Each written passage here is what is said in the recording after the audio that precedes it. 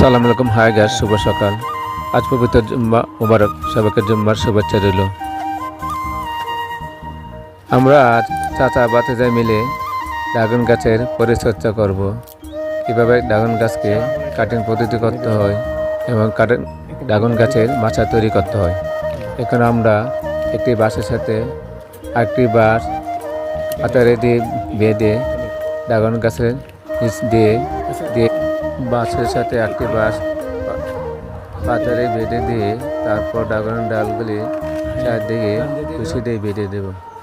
দেওয়ার পর যে ডালগুলি একটু লালচে কালার হয়ে গেছে সেই ডালগুলিকে কেটে দেব। কেটে দেওয়ার অংশ পর থেকে সেই অংশ পর থেকে আবার পুনরায় নতুন ডালের কুচি বের হবে। এইভাবে প্রত্যেকটি ডাল আমরা এক এক করে কেটে দেব। কেটে দেওয়ার পর অংশ থেকে সুন্দর করে আবার বেঁধে দেব। পরবর্তী বছর যাতে আমরা আবার ভালো ড্রাগন ফল পাই।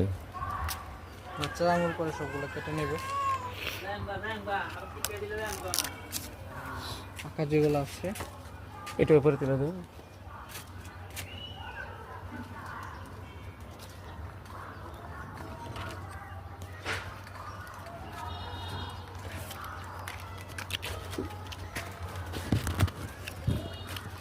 হ্যাঁ, এদিকে